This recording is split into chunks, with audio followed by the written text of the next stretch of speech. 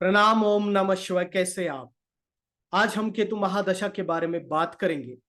देखिए, केतु को रौद्रम रौद्रात्मक कहा गया है।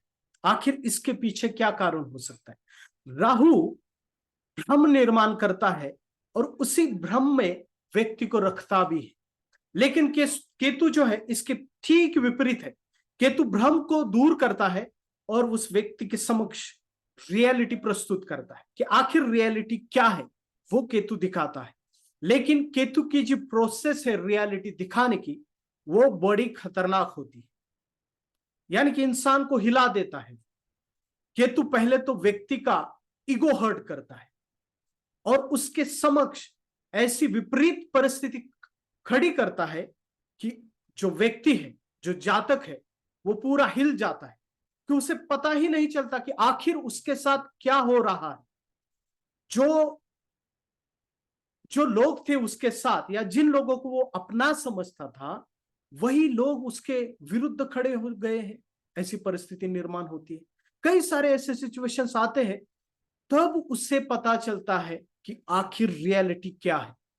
तो केतु उस व्यक्ति को मजबूर कर देता है रियलिटी परखने में, और इस प्रकार से वो उस व्यक्ति के समक्ष रियलिटी खड़ी करता है कि देखिए, ये है और ये रियलिटी है। तुझे ये पसंद है या नहीं है वो अलग बात है, लेकिन रियलिटी ये है। लेकिन राहु ठीक इसके विरुद्ध करता है। राहु भ्रम को क्रिएट करता है और भ्रम में ही व्यक्ति को रखता है। लेकिन केतु का जो प्रोसेस होता है वो बड़ा कठोर होता है, क्योंकि वो कोई आपको वो भ्रम में नहीं रखना चाहता। इसलिए वो कठोर रूप से आपका ईगो हर्ट करके व्यक्ति को रियलिटी दिखाता है। इसलिए केतु की महादशा इतनी आसान नहीं होती। मैंने आज तक अपने करियर में, एस्ट्रो करियर में देखा है कि 90% लोगों को केतु की महादशा उतनी अच्छी नहीं जाती, हार्श ही जाती है। 10% लोगों को ठीक ठाक जाती है। लेकिन ये तो निश्चित है कि केतु की महादशा में व्यक्ति आध्यात्मिक उन्नति करता है। उसे मटेरियलिस्टिक रिजल्ट नहीं मिलता, लेकिन ठीक ठाक जा सकती है। लेकिन देखिए, केतु का मेन या मूल उद्देश्य यह होता है कि व्यक्ति आइसोलेशन में जाए, आत्म अवलोकन करे और अध्यात्म की राह पर चले, अपने सोल को आगे बढ़ाए।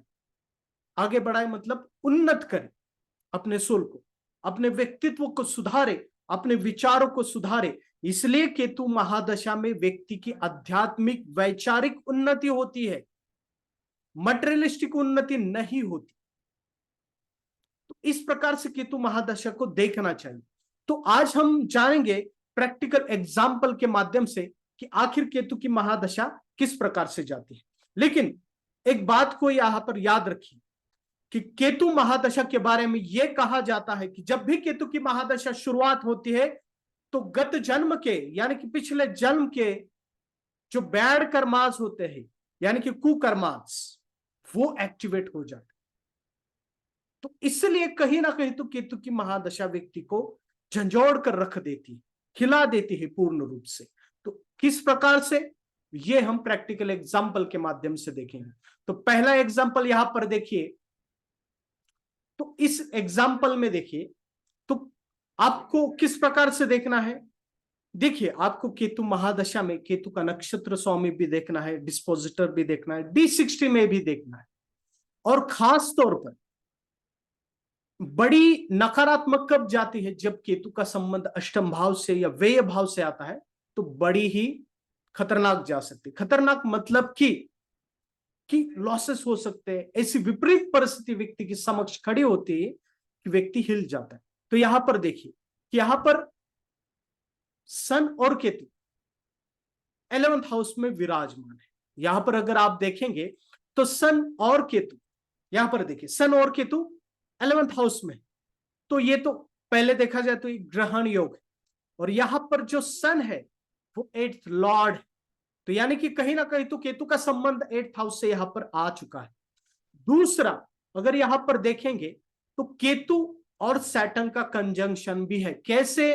तो ये हिडन कंजंक्शन होता है। जैसे केतु यहां पर 3 डिग्री पर है और यानी कि वृश्चिक में, और सैटर्न तुला में।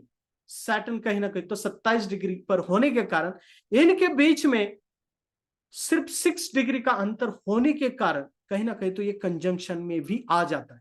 या फिर सैटर्न के ठीक सामने केतु, और ये जो केतु है वो केतु सैटर्न के ही नक्षत्र में है।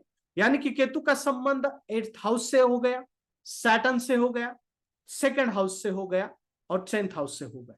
जब इस व्यक्ति को यहां पर देखिए केतु की महादशा 2015 से शुरू होकर 2022 तक है थी, तो उस वक्त इस व्यक्ति का जीवन बहुत ही, ये जो केतु की दशा थी इस व्यक्ति को बहुत खराब हुई। ये पहले बहुत ही हाई क्लास व्यक्ति था, लग्जरीज इसकी आदतें थी, लेकिन जब केतु की दशा शुरू हुई पूरा बिजनेस लॉस में चला गया। एक पूरा बिजनेस, देखिए केतु का संबंध 10th हाउस से 8th हाउस से है, तो जिस कारण इस प्रकार से इसके जीवन में विपरीत परिस्थिति निर्माण हुई कि ये संभल ही नहीं पाया। तो जिस कारण ये हुआ कि बिजनेस लॉस में चला गया, और ये पूरा लॉस में चला, जो बिजनेस था इसका लॉस में जाने के कारण कर्ज में डूब गया, और पूरी विपरीत परिस्थिति इसके समक्ष निर्माण हुई। तो इस प्रकार से रिजल्ट देता है केतु, और जिस कारण ये व्यक्ति कहीं ना कहीं तो अध्यात्म की राह पर आगे बढ़ा, और पूरा केतु के जब तक राहु की अंतरा नहीं आई तब तक ऐसी ही सिचुएशन रही थी इस व्यक्ति की। बाद में राहु के अंतरा के बाद इसकी सिचुएशन जो है वो सुधरना शुरू होगी। तो इस प्रकार से होता है। अगर आप यहां पर देखेंगे केतु और सन 11th हाउस में है, तो दोस्तों के कारण भी ये व्यक्ति कहीं ना कहीं तो बहुत तकलीफ में आ गया। तो इस प्रकार से आपको देखना चाहिए। नेक्स्ट एग्जांपल लेते हैं हम।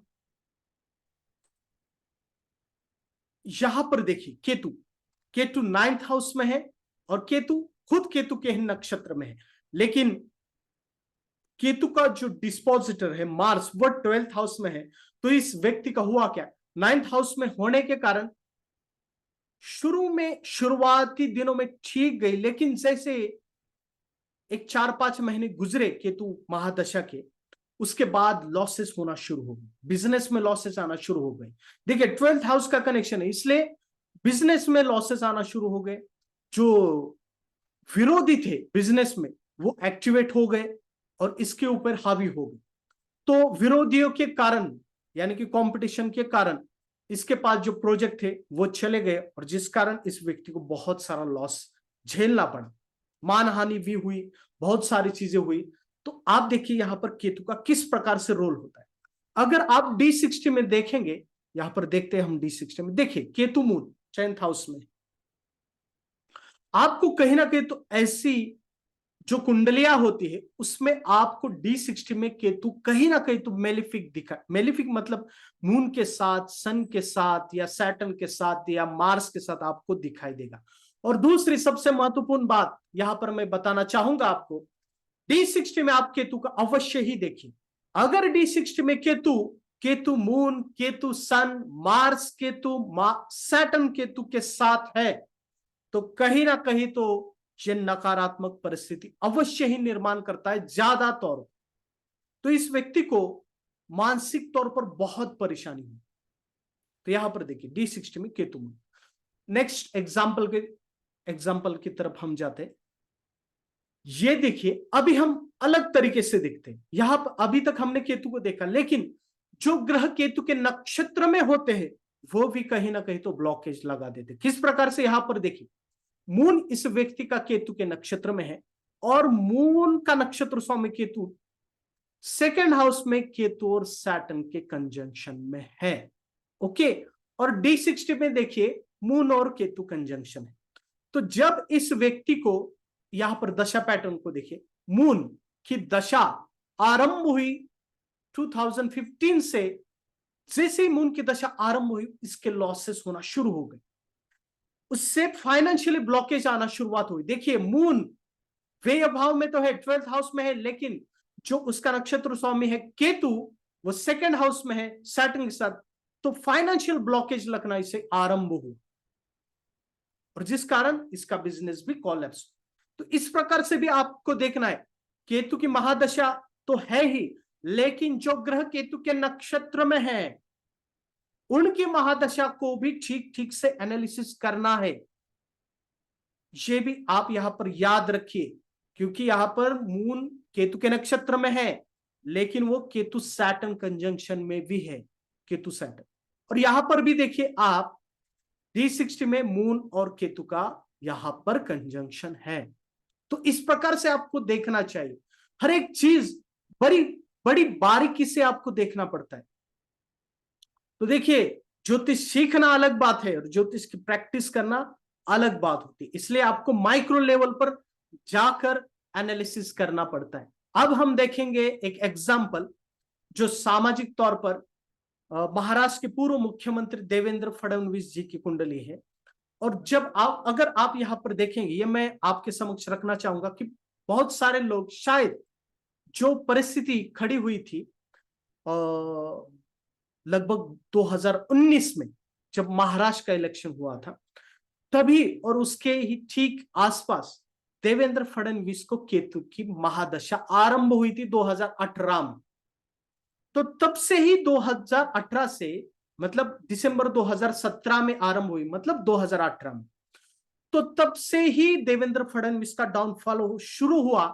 और जिस प्रकार से उनके साथ चीजें हुई या परिस्थिति निर्माण हुई 2019 में, वो एक समय था कि वो मुख्यमंत्री बनने वाले थे, उनके साथ नंबर्स भी थे, लेकिन पूरी परिस्थिति विपरीत हुई।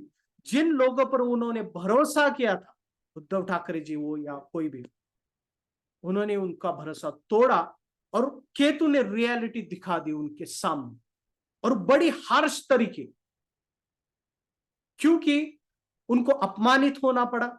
चेयर तो गई, यानी कि पोजीशन तो गई ही, बड़ी अपमानित होना पड़ा, उनका ईगो भी हर्ट हुआ। तो इस प्रकार से केतु परिस्थिति निर्माण करता है किसी व्यक्ति के समझ। यहां पर देखिए कि किस प्रकार से केतु किस प्रकार से इनकी कुंडली में है। अगर इनकी कुंडली में देखा जाए नक्षत्र पराशर नक्षत्रांशा सिस्टम के माध्यम से, तो D60 में केतु अष्टम भाव में आ जाता है। यहां पर तो वो यहां पर अलग है, लेकिन नक्षत्रांशा से हम अलग प्रकार से देखते हैं, तो वहां पर केतु अष्टम भाव में आ जाता है। लेकिन आप देखिए यहां पर केतु वीनस है, लग्न से जुड़ा हुआ है, अष्टम भाव से भी केतु जुड़ा हुआ है। तो किस प्रकार से परिस्थिति खड़ी करता है केतु। नेक्स्ट कुंडली की तरफ हम चलते हैं। यहां पर देखिए Ketu Mars conjunction 4th house में। तो दशा देखिए इस व्यक्ति की, अगर दशा देखेंगे 2017 से इस व्यक्ति को केतु की दशा आरंभ हुई 2017 से। और अगर आप देखेंगे यहां पर केतु मार्स का कंजंक्शन है इस व्यक्ति का। जैसे ही केतु की दशा आरंभ हुई, उसके वैवाहिक जीवन में या इसके घर में, इसके वैवाहिक जीवन में, इसके घर के वातावरण में इतने तकलीफें आरंभ हुई कि ये संभल ही नहीं पा रहा था। बहुत डिस्टर्ब हुआ, इसकी हेल्थ के प्रॉब्लम हुई, क्योंकि केतु मार्स, बीपी की प्रॉब्लम बढ़ी, शुगर की प्रॉब्लम बढ़ी, बहुत सारी सिचुएशंस ऐसी खड़ी हुई जिस कारण ये व्यक्ति पूर्ण रूप से डिस्टर्ब हो गए अपने जीवन में। केतु राहु के नक्षत्र में है और राहु 10th हाउस में होने के कारण इसके करियर में भी बहुत प्रॉब्लम खड़ी हुई, और जिस कारण इसका थोड़ा सा डाउनफॉल भी शुरू हुआ है। ये मानसिक रूप से भी ये डिस्टर्ब हुआ, पर्सनल जीवन में, वैवाहिक जीवन में, सब तरीके से ये व्यक्ति डिस्टर्ब हुआ केतु के महादशा जैसे ही आरंभ हुई तब से। तो इस प्रकार से आपको केतु को देखना है। यहां पर देखिए ये एक कुंडली है, इस व्यक्ति को लगभग केतु की दशा 2009 में थी। उस वक्त केतु देखिए सन केतु का कंजंक्शन 5th हाउस में, इस व्यक्ति को उस वक्त एजुकेशन में बहुत दिक्कत आई थी, बहुत दिक्कत का इसे सामना करना पड़ा। 5th हाउस में केतु ग्रहण योग में, और लव रिलेशन के कारण भी इसे अपमानित होना पड़ा, और कुछ ऐसी सोशल सिचुएशन निर्माण हुई जिस कारण इसे अपमानित भी होना पड़ा। तो एजुकेशन में भी इसे बहुत दिक्कत आई थी। तो इस प्रकार से आपको देखना है। नेक्स्ट कुंडली को देखते हैं हम। यहां पर देखिए केतु मार्स 12th हाउस में, और यहां पर देखिए मरक्यूरी केतु के नक्षत्र में है। तो ये जो मरक्यूरी में कहीं ना कहीं तो ये केतु मार्स की एनर्जी ट्रांसफर होती है, इसे एनर्जी ट्रांसफर कहते हैं। ओके, तो यहां पर देखिए अगर दशा देखेंगे आप, तो इस व्यक्ति को वीनस में जब केतु की अंतरा आई, पहले तो जब वीनस में मरकरी की अंतरा आई लगभग 2016 से लेकर 2020 तक, इस व्यक्ति के जीवन में इतने उतार चढ़ाव आए कि ये संभल नहीं पाए। इसका लगभग 50 लाख का लॉसेस हो गए इसके। देखिए मरकरी केतु के नक्षत्र में और 12th हाउस में मार्स के साथ, ये ऐसा कॉम्बिनेशन है जिसे कहा जाता है कि कोई मार्ग नहीं, यानी कि सभी जगह से ब्लॉकेज लगना, और केतु का गुण है ब्लॉकेज लगाना, सेटबैक और पुल बैक क्वालिटीज होती है। तो पूर्ण रूप से केतु आपके ऊपर हावी हो जाता है सभी दिशाओं से। तो इस प्रकार से इस व्यक्ति के जीवन में परिस्थिति उत्पन्न हुई कि ये व्यक्ति संभल ही नहीं पा रहा था। लगभग 50-60 हजार लाख रुपए का इसका लॉसेस हुआ इसके बिजनेस में, और जिस कारण परिस्थिति बहुत ही विपरीत खड़ी हुई। तो इस प्रकार से आपको केतु को देखना है। दूसरा,